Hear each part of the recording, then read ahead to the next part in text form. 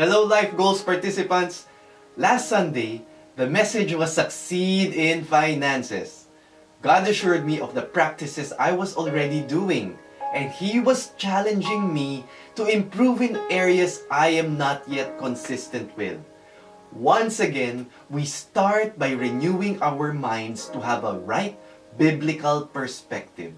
Financial success is not equated to having lots of money. More so, it does not guarantee happiness. There are many people who are financially stable, but they are miserable. So first, we must see that God owns everything. Therefore, we cannot boast about our possessions, nor can we demand anything from Him. Second, God is our source. God promises to supply our needs, but not our greed. We cannot brag that it is about our abilities that allow us to earn a living. God gave us the strength and health to be able to work. Third, God is our master.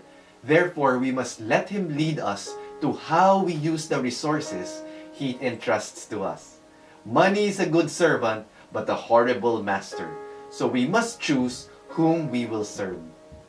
If we have this perspective, I believe we will be more grateful to God, we will be more careful in our financial decisions, and we will be more fruitful to the resources given to us.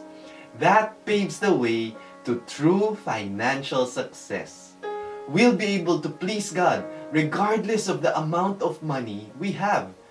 Remember the poor widow who only had 2 copper coins to offer? Jesus took notice and commended her in public. A biblical perspective should eventually translate to the right practices. Here are a few. Number 1, tithing. God does not need our money. The principle of tithing teaches us to put Him first above anything else we need. In this way, we honor God and He promises to bless us in many ways. Number 2 is repaying debts.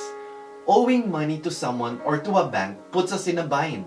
We get enslaved to the lender. So if we have debts, work immediately to get out of it.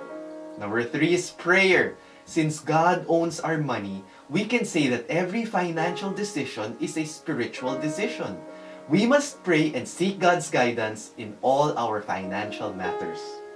Number 4 is giving. This is aside from tithing.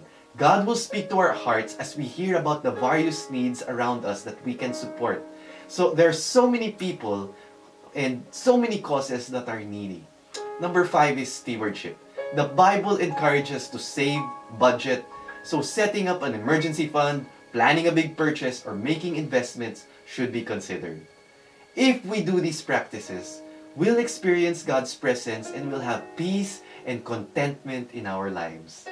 I praise God for all these reminders. We'll send you a link to the whole message so you can listen to it again or pass it on to friends who will surely benefit from it. It would help a lot if you join a D group and discuss these. This Sunday, our next Life Goals message is Succeed in Balancing Life. We are all so busy, but we must make sure that we know our priorities and we continue to develop ourselves. Looking forward to seeing you then. Bring a friend with you.